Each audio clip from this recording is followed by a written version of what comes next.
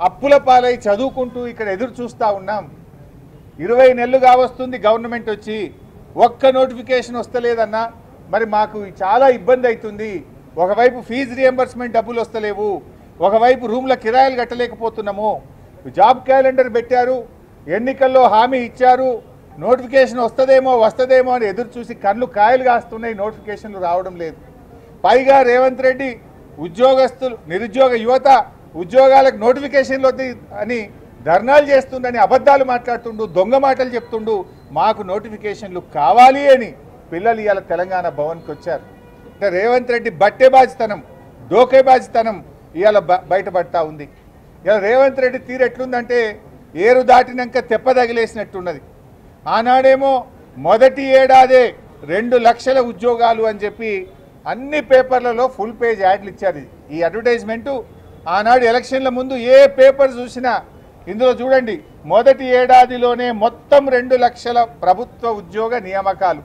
ఏమి మరి ఇప్పుడు పిల్లలు చెప్తున్నారు, మేం చెప్పడం కాదు, ఇది వీడియో లైవ్ అయింది. పిల్లలు ఏం చెప్పారు అన్నా, రేవంత్ రెడ్డి వచ్చిన 20 నెలల్లో 12,000 ఉద్యోగాలు ఇచ్చారని కొందరు అన్నారు, 11,000 అని కొంతమంది పిల్లలు అన్నారు. ఏది ఇచ్చినా 12,000 దాటలే.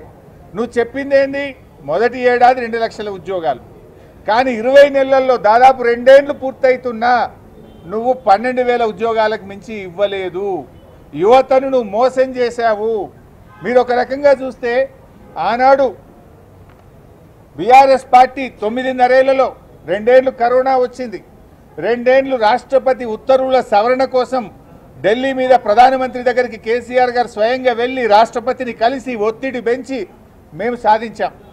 ఆ రోజు మేము ఇచ్చిన నోటిఫికేషన్లు ఇంకో 70,000 ఉన్నాయి.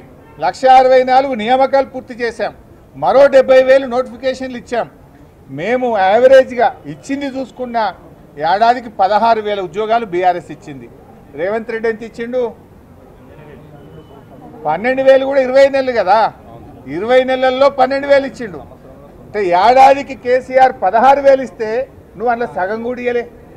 అంటే నువ్వు అన్ని అబద్ధాలే, ఏదో చోరు ఉల్టా కోత్వాల్కు డాంటే అన్నట్టు దొంగవు నువ్వు, అబద్ధాలు ఆడింది నువ్వు, పిల్లల మీద వేస్తుండు. పిల్లలు నోటిఫికేషన్లు వద్దన్నారని, మాకు నోటిఫికేషన్లు కావాలని ఇలా తెలంగాణ భవన్ తలుపులు తట్టిండు నిరుద్యోగ యువతి యువకులు. ఇది ఎట్లా ఉందంటే ఆడరాక పాత గజ్జెలు అని ఒక సామెత ఉంటుంది. నీకు నోటిఫికేషన్లు ఇయ్యే చేతగాక, నువ్వు నోటిఫికేషన్లు ఇవ్వక ఇవాళ నువ్వు నిరుద్యోగ యువతను మోసం చేస్తూ ఉన్నావు మిస్టర్ రేవంత్ రెడ్డి. ఇవాళ యూత్ డిక్లరేషన్ ఆనాడు స్వయంగా ప్రియాంక గాంధీ గారు సరూర్ నగర్ స్టేడియంలో మీటింగ్ పెట్టి యూత్ డిక్లరేషన్ చేశారు. ఆ రోజు ఏం చెప్పింది ప్రియాంక గాంధీ గారు, నేను ఇందిరాగాంధీ మనమరాలుగా మాటిస్తున్నాను, ప్రియాంక గాంధీగా మాటిస్తున్నాను, ఏడాది లోపల ఉద్యోగాలన్నీ ఇస్తా అని చెప్పి 5 అంశాలతో కూడినటువంటి యూత్ డిక్లరేషన్ను ఆ రోజు ప్రియాంక గాంధీ గారు రిలీజ్ చేశారు. ప్రియాంక గాంధీ గారు నా బాధ్యత అని చెప్పారు. మరి వాళ్ళు ఎక్కడ పోయినరు? 20 నెలలైంది ప్రియాంక గాంధీ గారు. ఆ రోజు నా బాధ్యత ఇందిరాగాంధీ మన్మరాలిగా మాటిస్తున్నా, ఇచ్చి తీర్థం అన్నావు కదా, మరి అడగవా రేవంత్ రెడ్డిని? వెయ్యవా మొట్టికాయలు రేవంత్ రెడ్డికి? ఏమైంది ఆయన, నా పరువు పోతుంది, నా గౌరవం పోతుంది, నువ్వు చేయంగా నువ్వు మాట తప్పితే మా సోనియా గాంధీ ఇందిరాగాంధీ కుటుంబం గౌరవం పోతుంది అని చెప్పి మరి రేవంత్ రెడ్డికి మొట్టికాయలు వేసి మొదటి ఏడాదిలో 2 లక్షల ఉద్యోగాలు ఇప్పించే బాధ్యత ప్రియాంక గాంధీ గారికి లేదా? ఇవాళ ప్రియాంక గాంధీ గారు మీరు 5 అంశాలు చెప్పారు యూత్ డిక్లరేషన్లో, ఒక్కటన్నా అమలైంది 5లో? ఒక్కటి 20 నెలలైనా యూత్ డిక్లరేషన్లో చెప్పిన 5 ఒక్కటి కూడా అమలు కాలేదు. అమరుల కుటుంబాలకు నెలకు 25,000 పెన్షన్ అన్నావు, ఉద్యోగం అన్నావు, ఒక్క అడుగు ముందుకు పడలేదు. 2 లక్షల ప్రభుత్వ ఉద్యోగాలు మొదటి సంవత్సరమే ఇస్తామన్నారు, 5 పైసలు కూడా అందులో ఇవ్వలేదు. అదేవిధంగా మీరు అనేక అంశాలు, అమ్మాయిలకు స్కూటీలు ఇస్తాం, ఇంకా అందులో మాట్లాడుతూ ప్రియాంక గాంధీ గారు ఒక మాట అన్నారు, స్కూటీ అంటే నాకు చాలా ఇష్టమైంది, తప్పకుండా ఇప్పిస్తా స్కూటీలు అన్నారు. మరి 20 నెలల స్కూటీలు ఏడవా? మీకు ఇష్టమైందే కదా ప్రియాంక గాంధీ గారు.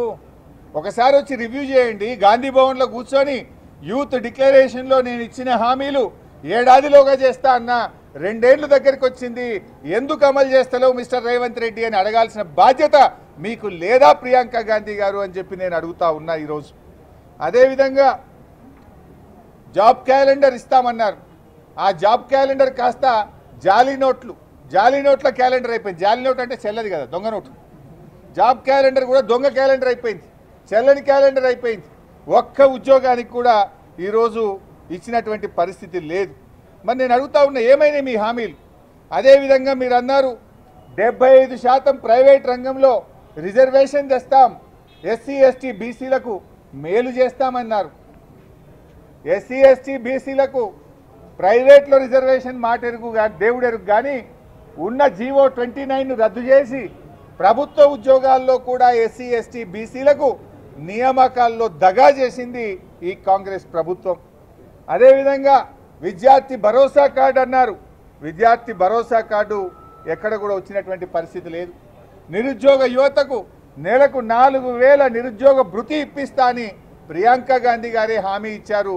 నిరుద్యోగ భృతికి అతిగతి లేదు. 2 ఏళ్ళైనా భృతి లేదు, 2 లక్షల ఉద్యోగాలు లేవు, 75% ప్రైవేట్లో రిజర్వేషన్ లేదు, విద్యా భరోసా కార్డు లేదు, జాబ్ క్యాలెండర్ దగా క్యాలెండర్ అయిపోయింది. 5 హామీల్లో ప్రియాంక గాంధీ గారు మీరిచ్చిన ఒక్క హామీ అమలైందా అని నేను ప్రశ్నిస్తా ఉన్నా. Is it not your responsibility to review? ఇదే రాహుల్ గాంధీ గారు కూడా, ఆయన కూడా వచ్చి అశోక్ నగర్లో సెంట్రల్ లైబ్రరీ మెట్ల మీద కూర్చొని నిరుద్యోగ యువతకు మాట ఇచ్చారు. 2 లక్షల ప్రభుత్వ ఉద్యోగాలు ఇప్పిస్తామన్నారు. సోనియా గాంధీ గారు కూడా తెలంగాణ ప్రజలకు లేఖ రాశారు. మేమిచ్చిన హామీలన్నీ అమలు చేసే బాధ్యత తల్లిగా నేను తీసుకుంటాను అన్నారు. మరి ఈరోజు సోనియా గాంధీ గారు అడగట్లేదు,